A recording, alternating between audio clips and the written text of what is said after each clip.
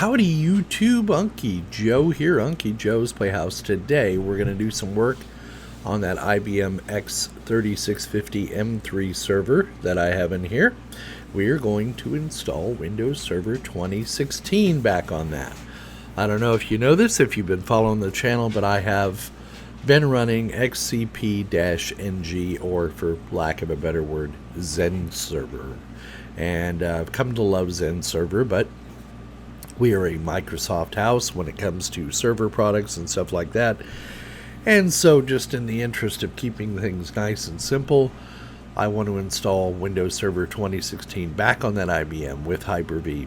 And I realized I'd never done a video on how to do that. So now this video is going to get a little convoluted in places, and I ran into some problems, but that's why I do these videos. I like to share them with you. My dog will calm down and lay down. She's in heat right now, so she's very extra friendly, if you know what I mean.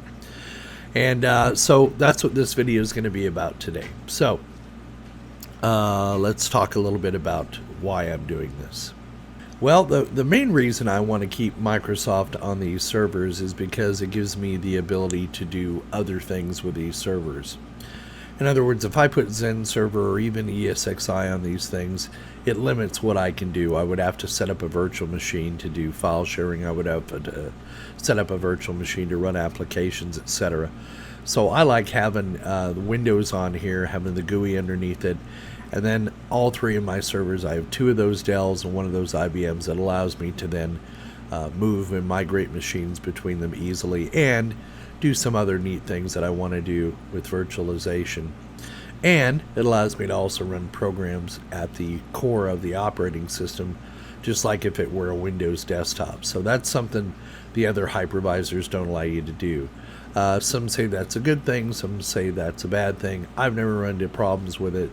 In a production environment, they're probably right. But in the environment I'm working in with a lab set up and the way my lab changes all the time, I need the flexibility of running Microsoft servers. So that's why we're doing this. Now that doesn't mean I'm abandoning Zen Server. I do have another server I can put that on. It's an i5 unit. It'll run fine on there, and for the off times when I need to do some Zen Server videos or when I want to play with some specific operating systems, I'll have it available to me. So let's get the installation process started right now. Now many people ask this question, and I have answered it repeatedly on every video I make, but the question always comes up: where can I get Windows Server 2016 for free? Well, you can get it from Microsoft. It's available for download if you just go to this wonderful new invention called Google and type in Server 2016 trial. The first link you are taken to is the Microsoft Windows Server free trial. If you click on that link, it'll tell you, give you two options. You can download one for on-premises, or you can download one for in the cloud. It's up to you. But in the videos I'm doing, you need to download the free trial here. Now, it'll run for 180 days free. If you renew the trial before the 180-day period is up, you can renew it, I think it's once or twice. So you can actually get a free year of running Windows Server. So if you want to really get into Windows Server products and start evaluating it, download the free trial. Again, you can load it, you can run it free for 180 days, and then you can reactivate it at day 179. You can reactivate the trial for another 180 days and get a year out of it. So that's where you go to get the Windows Server 2016. All right, so I'm at the IMM module on my IBM server, and I'm going to go into remote control, and I'm going to start remote control in single user mode. Now what this is going to do is download a Java program right here, JNLP. You want to click on open, and then you want to tell it, you want to give it authorization to go ahead and run the program. Then once you do that, you get the remote video viewer up. Let me bring that up here. Now the first thing I need to do is connect a boot device to this remote management terminal. So I'm going to go into Tools, and I'm going to go to Launch Virtual Media. And now what I'm going to do is add an image. Now what I've done is I've copied that image I've downloaded from Microsoft, and I put it on my D drive. So I'm going to go over here to the drop down, go to my D drive under ISO, and then somewhere under here is the Windows Server 2016 ISO image. I'm going to go ahead and open that. Now I should be able to map it, and I should be able to mount it. Good. So now it's mapped and it's mounted. So we're gonna try and install this again. Now you need to know something. UEFI is a pain in the ass. Okay, this machine boots by default in UEFI mode.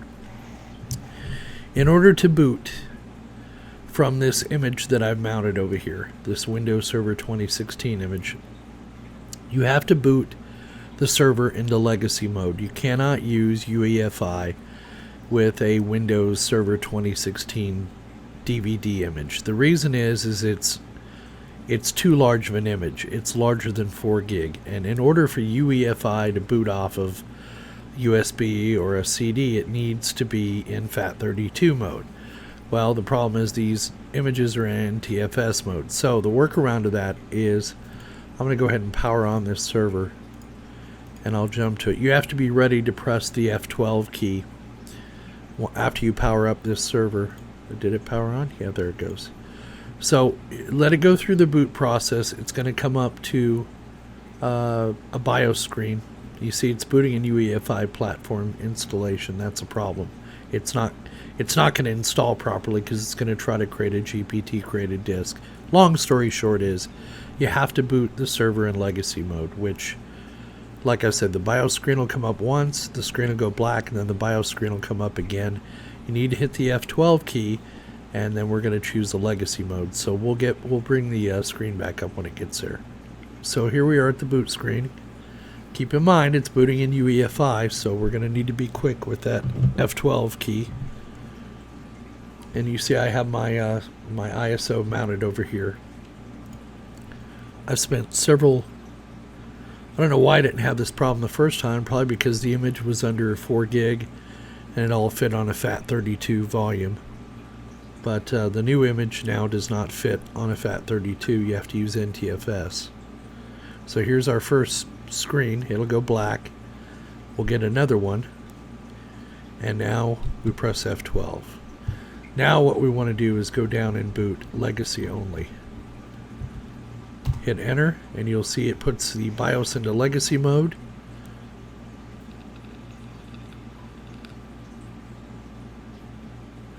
I hope. Yep, now it's in legacy mode. And then if I click on details here, we should see it start reading from the DVD drive. Just monitor that read bytes right there.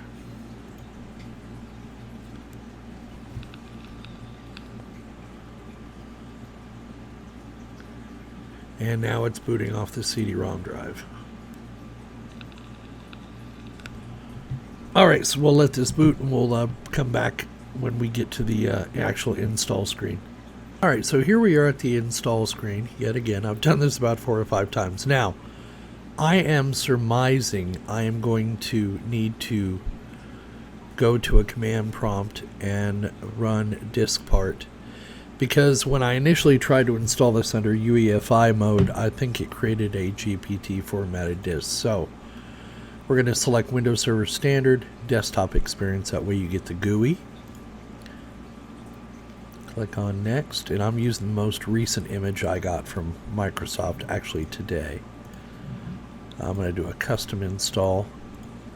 Now, let me see if I can delete all of these partitions. Delete. Now, let's see if it allows me to install. Now, this is usually where I would get hung up at. It would come back and tell me that I had to restart the installation. So we're getting a little further than I did last time. So we'll let this tick off a percentage. Okay, it's reading from the CD-ROM now. As you can see over here, it's reading from the virtual CD-ROM. So I think we're making progress. So I'll let this run, and I'll come back when it's completed. Alright, so I forgot. I don't want to be filming while I'm trying to install Windows across the network, because that image is, of course, on this machine that I'm using right now. So I have to be aware of that. Now, Windows is supposedly installed, and now we're going through our first boot. Now, after we install Windows, we should not need to do anything on our first reboot. It should boot up to the internal hard drive automatically. So it looks like it's booting into legacy mode. So it knows there is no UEFI or EFI partition out on the hard drive. I'm thinking that's what that means. And there we go. And you notice it's not reading from the CD-ROM drive anymore. It's now booting off the internal hard drive on the server. Alright, so we're at the Getting Devices Ready screen now. All told, this has probably taken about 30 minutes because, you know, when you're installing an ISO across a network connection, you're only getting gigabit speed or 100 megabyte speed. It's not real fast, so it takes quite a while to transfer the files across the network and then install them to the drive. And then just like Windows 10 and Windows Server 2016 have the same core, oh, it's going to restart. So we'll pause the video here and we'll come back. But real quick, Windows 10 and Windows Server 2016 have the exact same core. It's just what kind of fluff they put on the GUI and what kind of features they give the core, like file sharing or HyperV or whatever. But they're virtually identical, and except for the fact that Windows Server 2016 doesn't have all the add-based tiles, stuff like that on the start menu. So we'll let this reboot and we'll come back when it's done. Alright, so we're back up, we've rebooted, and it is booting in legacy mode. Man, it takes forever to boot one of these servers, though. I hate that. I don't know to be any quicker in UEFI, but I didn't want to go through the trouble to create a UEFI boot disk. So let me go ahead and log in. The next thing I like to do is actually join the computer to the domain.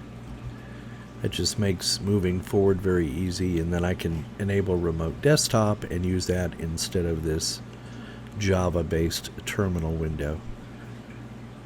The other thing I like to do is to hard code my IP addresses. So fortunately, the first thing that you're brought up to here is Server Manager. So if you come over here to local server, the first thing we can do is give it an IP address. And while I'm doing that, I like to label my Ethernet adapters. Let's see, so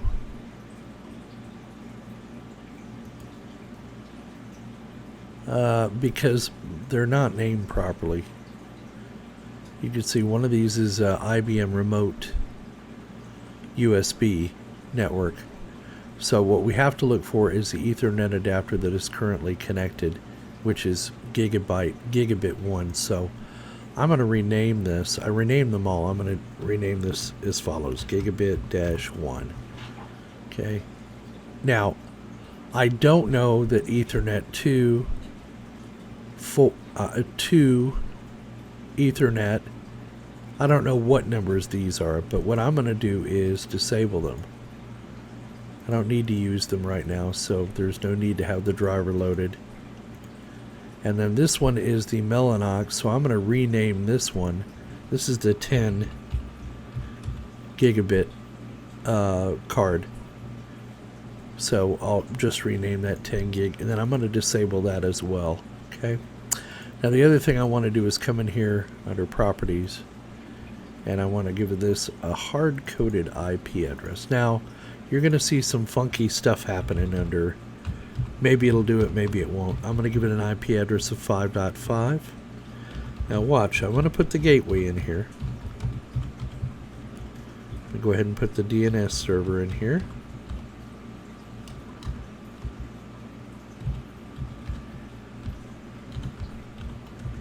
And then we'll put Google as our alternate, just in case our internal DNS server goes down for whatever reason. And it's going to misidentify the network. So now I'm going to close that. Then I'm going to refresh Server Manager and watch what happens here. Okay. Now, Ethernet 4, I believe, is the, yeah, it's the USB. Let's see, what does it say for status details? Yeah, I'm gonna disable that one. We don't need it. And then refresh the screen. So now the only IP we should see is 5.5 on gigabit 1. Now, let's just go to status. I'm curious here. Oh, it kept it. Okay. Sometimes it'll, for whatever reason, it'll knock this gateway out when you put it in there, but it seems to be working today. Okay, so the next thing I want to do is give this machine a name. So I'm going to click on the name, go to change. Yeah, I know it's misleading. You think the name goes here, but this is description. I want to change the actual name. This is going to be MCS-IBM-Lab. That way I know it's a lab server and it's the IBM. The other one that we'll set up I'll call the Dell, but this will work for now. Now, one little problem though, anytime you do something like this you have to restart the computer, so we'll let it restart. We'll come back when it's done. So we finally rebooted 5 minutes later. Go ahead and log in. Now the next thing I want to do is join this computer to the domain. And that way it can get all of its permissions and everything it needs, get them all set up. Then I can enable remote desktop. And then I can get in with RDP rather than having to use this very slow, archaic terminal program written in Java. I mean, it works. It gets the job done. Don't get me wrong. But and I'm glad I have it, because on a normal motherboard you don't have anything like this where you can do a remote console. Well, you do, but it's pretty convoluted to do it on a PC. And you know, those boards, you can they do make an item you can plug in and give it a KVM, but it's expensive. And there it is, finally. Don't ask me why I did that. It's Microsoft. We don't ask those questions. Okay, it is seeing my processors. It's seeing the RAM. It's seeing the hard drive. It's seeing it's a 3650-M3. That's good. So we'll click on Workgroup here. Click on Change. And we're going to join our... I typed the whole thing in mcs.local just to make sure. And it should prompt us for a administrative username and password that has permission to join computers to the domain. I am that account. I am Adama, or Zeus, or whatever else you want to call Adama. Tell it OK, and then of course we will reboot again. Alright, so here we are, back at the login screen. Now we need to choose other user this time because we're going to log into the domain. So we'll enter the domain name, MCS, and a backslash, and our login account. And our super secret password.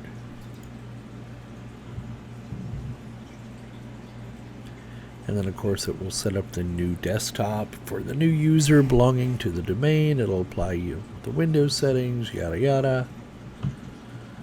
Now I'm going to check something once Server Manager comes up, and it should be the first program to come up, so I'll bring you back when that comes up. Alright, so under Server Manager, we'll choose Local Server. It's like, oh, I hope my microphone's been on all this time. Now, one thing we didn't change, you notice our time zone is incorrect, so let's go ahead and change that. That's gonna have a big effect on Active Directory, because the time needs to be, you know, within 10 or 15 minutes of the server. So once we've updated it, then we'll refresh the screen. Now I just want to check something real quick here. I'm going to click on my IP and go to status and make sure it still has everything in there, including the default gateway. It does. It's just an extra step I like to take.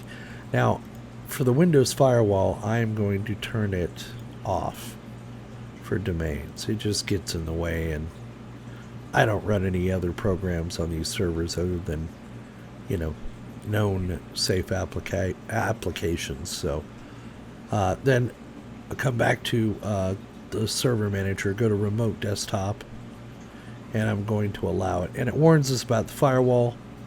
Who cares? It'll also already select Adama automatically for you. Whoops, I clicked on cancel, shouldn't have done that, sorry. Do that again. Allow, yes. Apply, then okay. And then go ahead and refresh your screen. So now we should be able to get in under remote desktop. So that's what I'm going to do next. So if you've taken all those steps, those initial steps to get your server set up, then you should be golden.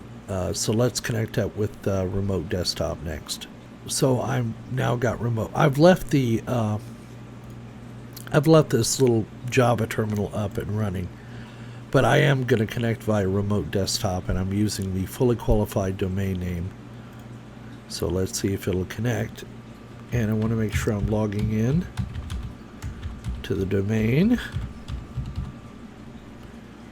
I'm going to tell it okay. Up. And the reason that has happened is because Windows updates were not done.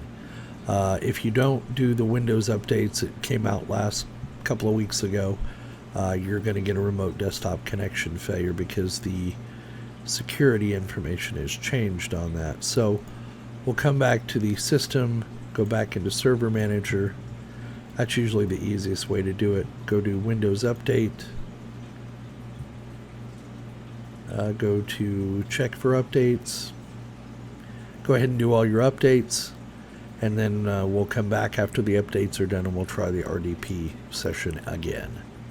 So here we are a day later. It's almost a day. Actually, it's 12 hours later, and finally all the updates are completed on this Windows 2016 server. Now I am connected via RDP. I was able to do that once I got all the updates installed. And now what I want to do is I want to enable HyperV on this machine.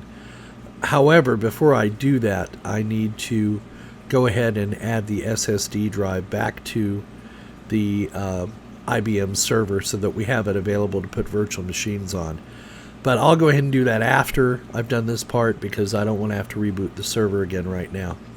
So what you're going to want to do in order to enable HyperV on here is come up to Manage, Add Roles and Features. We're going to click on Next. We're going to do a role-based or feature-based installation. So role-based or feature-based installation, click on Next. We're going to choose this local server that we're going to install it on. So it's MCS IBM Lab at 5.7. Click on Next. We're going to select HyperV right here, and it will automatically add additional roles and features as needed. Let it select it.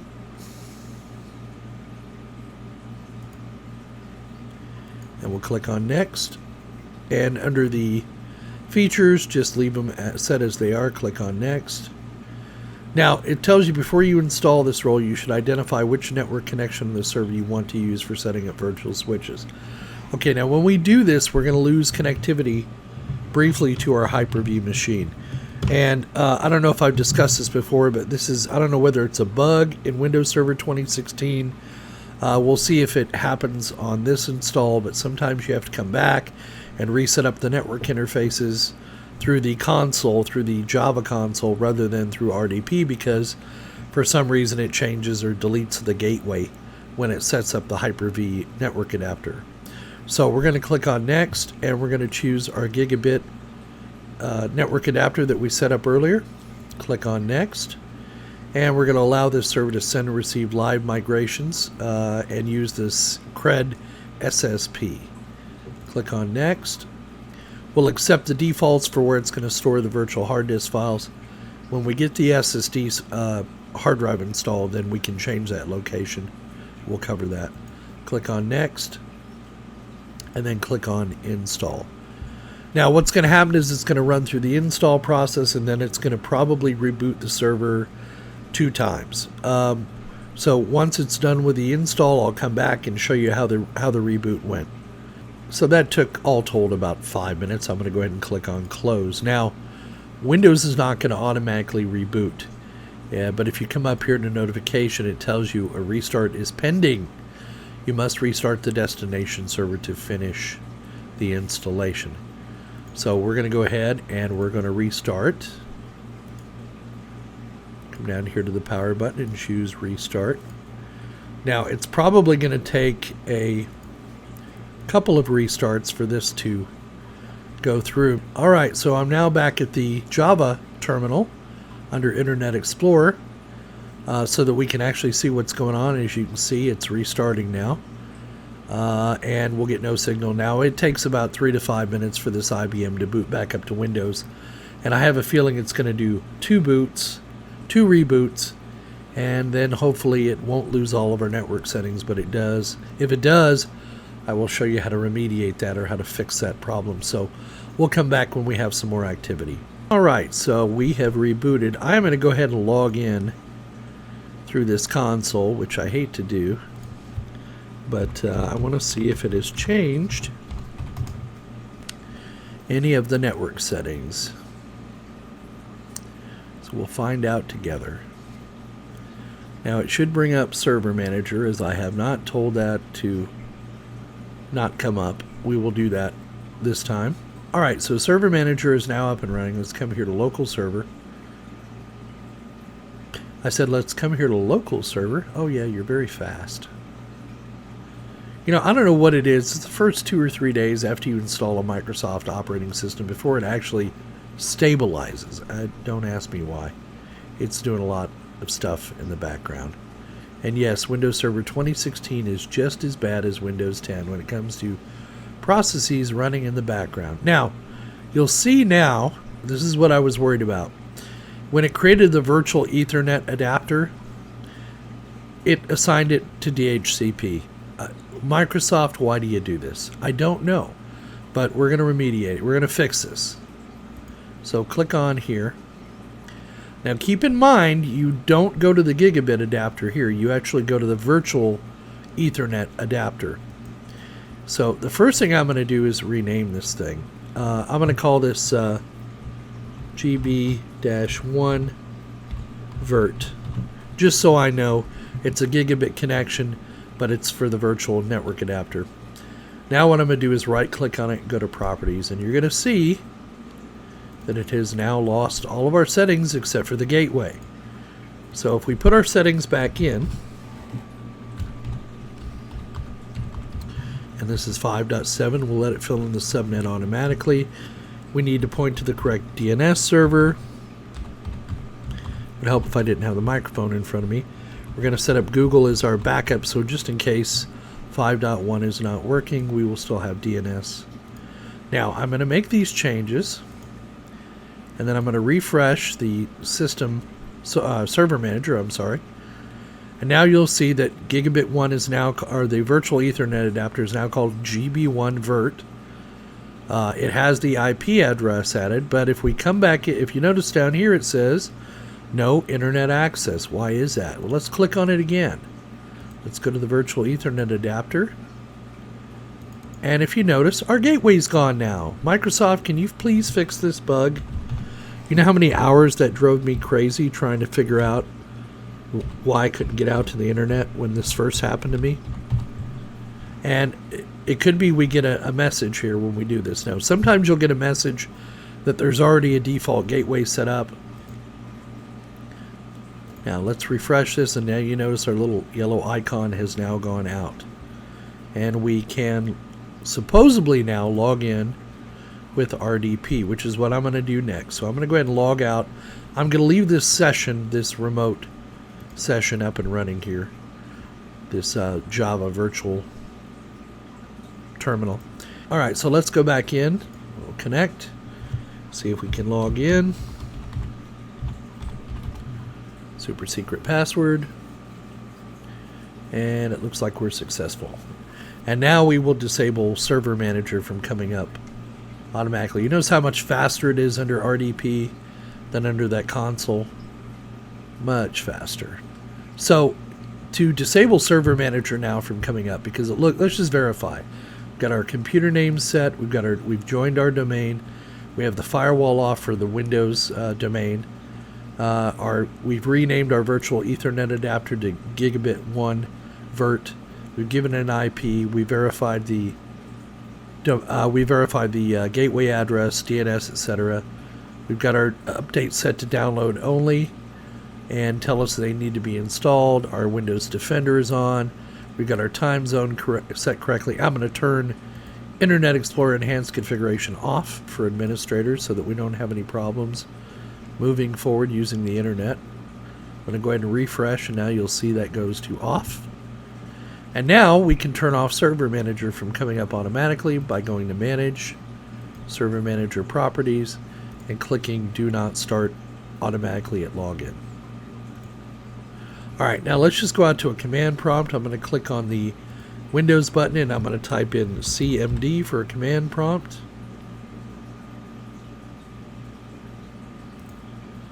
We'll right click, go ahead and run that as administrator. Now we're going to verify everything's working properly. So first of all, let's ping mcs.local. Make sure our DNS is working, and it is. Now let's ping google.com. How about Google instead of period google.com? And we know our external DNS is working and we're able to get out to the internet. So all is well. Alright, so the server is back up and running, it says. Let's log in and see if we can actually see that hard drive now. Doobie-doobie-doo.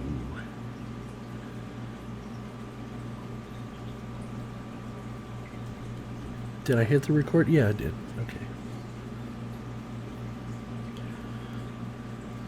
Alright, so I like to put a few icons on the desktop. Well, it hasn't completely come up yet. Here we go. Starting to come up. So I like to go to the Windows Start button, go to Administrative Tools. I'm going to right click on, actually I'm going to drag Computer Management to the desktop, if it'll let me. And it'll create a link. And then I want to take HyperV Manager. We're going to drag that to the desktop. And of course, Microsoft, why can't you just leave the option up for me to drag more stuff over? I don't know. Those are the only two I need for right now. Computer Management we're going to use to go in and format the hard drive. So we'll double click on Computer Management. And hopefully, if I've set everything up right, under the MegaRAID controller, then it will see the SSD drive, and we can go out and format it. Now again, still running a little sluggish, still probably doing a bunch of stuff in the background. So we've got Computer Management up here. I want to come to the Disk Management option under Storage. And it's asking us, it sees a new disk, mainly mainly disk 1, which is an 893 gigabyte hard drive. We're just going to leave that at MBR because it's not larger than 2 or 3 gigabyte, so we'll just leave it with MBR. We don't need to format that with GPT. And you'll notice it sees the C drive or disk 0 in here that we set up as a RAID 1 device under the LSI storage controller. It has it as one large drive. I also have a USB drive in here, so ignore that. So we're going to come down here to disk 1, and we're going to create a new simple volume. Click on Next. We're going to let Windows automatically choose the size. We're going to assign the following drive letter, which we will come back and change here in a moment. It can't assign D because, as you see, it's assigned that to the removable disk.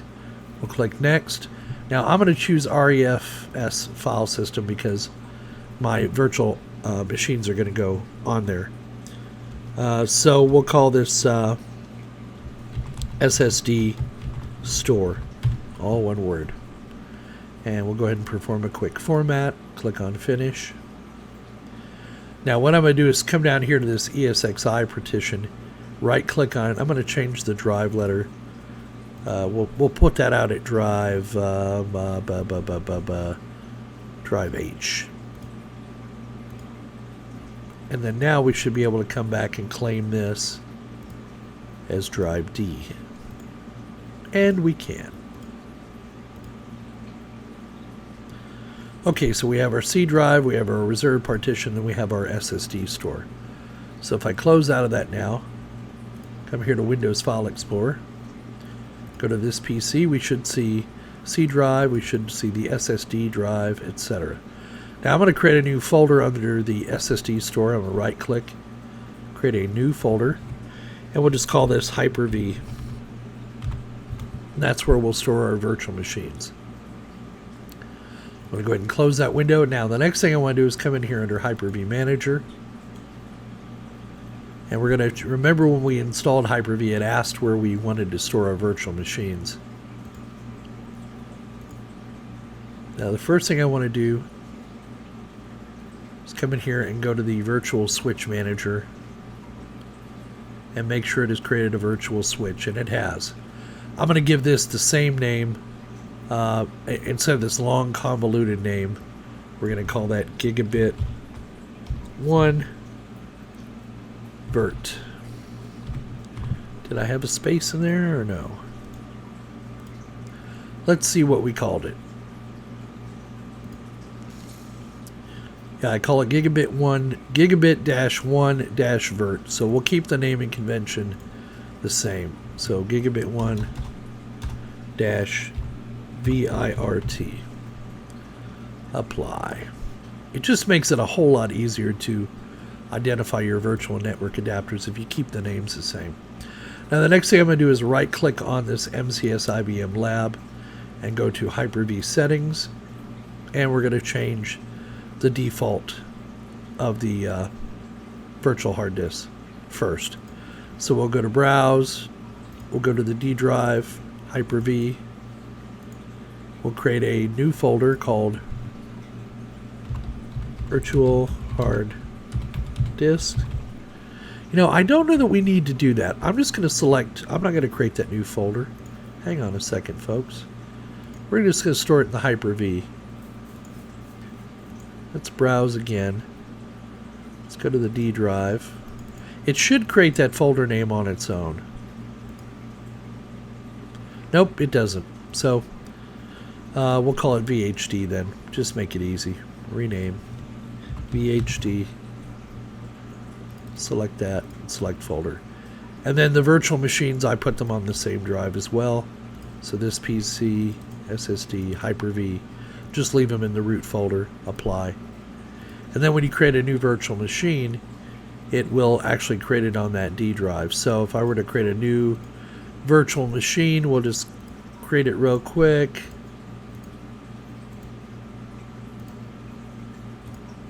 And finish. And then we come out here to the D drive. We'll see it's created a virtual hard drive for it under the VHD folder. And then under the virtual machine folder, it's created the XML files it needs, and the links, and the VMCX and the VMRS files. So there we are. We have HyperV set up. I'm going to go ahead and delete this. Now, one thing, when you delete a virtual machine under HyperV, it does not delete the virtual hard drive. Don't ask me why. So you need to manually go back and delete that virtual hard drive. I'm sure it's some setting under HyperV, but I have yet to find it. So there you go. We finally got Windows Server 2016 installed on our IBM X3650-M3 server, and it's working well. We also configured HyperV. We created, formatted our SSD drive. We got it set up to host our HyperV machines. So for all intents and purposes, this machine is now ready. Oh, and we also joined it to the MCS local domain. We gave it an IP. We gave it a machine name. Everything you need to know to set this machine up from soup to nuts. Now, keep in mind, I did this in legacy mode because of the way Microsoft is handling their ISO files for Windows Server 2016. So I did not cover the UEFI installation, but as you can see, it's working fine. And there's no reason you can't install it in legacy mode. It's not going to create any problems down the line. So what is going to take you some time is those Windows updates. And if you have an older version of the Windows Server ISO file, it's going to take even longer because there have been more updates. So try to download the most recent version you can for Microsoft through that link that I provided you at the beginning of the video. Now, after having gone through all that, it took a total of 24 hours for me to get all this done. Now, part of that was because I took a break and went to bed like a good boy. But those updates took forever, and it's very slow using the Java terminal, and it's very slow using virtual media to install Windows Server 2016. So I just want to prepare you. This was not I know I did the video in 30 or 45 minutes, but it took a hell of a lot longer than that, as you can see by the clock behind me. Just keep an eye on how the time progressed through this video, and you'll see what I'm saying. Now, when I installed XCPNG or Zen Server, it was a minor amount of time it took, but it doesn't have the GUI that Windows Server 2016 does. So that's why I'm sticking with Server 2016 for my virtualization. In the future, I will install Zen and ESXi on another box that I have laying around, but I need to use these machines to do testing and lab work on, so we're just going to stick with Microsoft on those, just to make my life very easy, and to make it very easy to move files or move virtual machines between HyperV servers. I got 3 of them now. I might as well use HyperV, right? So there you go. Video's all done. I've shown you soup to nuts how to install Server 2016 on that IBM server. We hope you found the video entertaining and informative as always. Please give us a thumbs up down below if you liked the video. Leave your comments in the comment section. If you have any questions on how to install, detailed questions, send them to unclejoesplayhouse@gmail.com, and I'll do my best to respond. We do accept donations through PayPal and Patreon if you're so inclined. The links are down in our notes section and in the About section of my channel. Thanks again for visiting us. Please come see us again. We hope you enjoyed the video, and don't forget, we will see you on the other side.